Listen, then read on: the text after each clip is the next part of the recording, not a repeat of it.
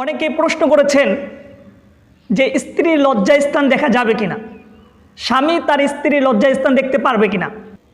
স্ত্রীর লজ্জাস্থান না দেখাটাই ভালো, কারণ হযরতে আয়েশা সিদ্দিকা রাদিয়াল্লাহু তাআলা আনহা হতে বর্ণিত আছে, তিনি বলেছেন যে আমি রাসূল করিম সাল্লাল্লাহু আলাইহি সাল্লামের লজ্জাস্থান কখনো দেখিনি এবং তিনিও কখনো আমার লজ্জাস্থান দেখেনি। তো এই জন্য এই হাদিসের মাধ্যমে উলামা ইকরাম বলেছেন যে স্ত্রী লজ্জাস্থানটা না দেখাই ভালো, উত্তম। তবে অপর একটা হাদিসের মধ্যে আসছে, হযরত আব্দুল্লাহ ইবনে উমর রাদিয়াল্লাহু তাআলা আনহুমা হতে বর্ণিত, তিনি বলেছেন যে স্ত্রী লজ্জাস্থানটা দেখাটাই উত্তম, না দেখাটাই অনুত্তম।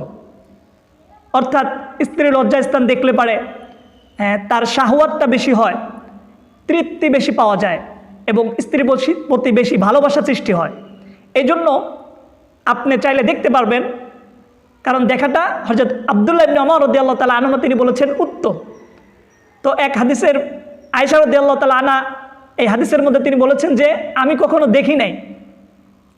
তার মানে যে দেখা যাবে না বিষয়টা এমন না, আপনি দেখতে পারবেন। আপনি দেখলে যদি আপনার তৃপ্তি বেশি হয় তাহলে দেখতে পারবেন, কারণ আব্দুল্লাহ ইবনে উমর রাদিয়াল্লাহু তাআলা আনহু তিনি বলেছেন যে দেখাটা উত্তম, এই জন্য আপনি দেখতে পারেন। তবে কোনো কোনো উলামা ইকরাম বলেছেন যে না দেখাটা উত্তম, দেখা জায়েজ কিন্তু না দেখা উত্তম। আবার কেউ বলেছেন যে না দেখা জায়েজ কিন্তু দেখাটাই উত্তম। তো বিভিন্ন রকম কৌল আছে।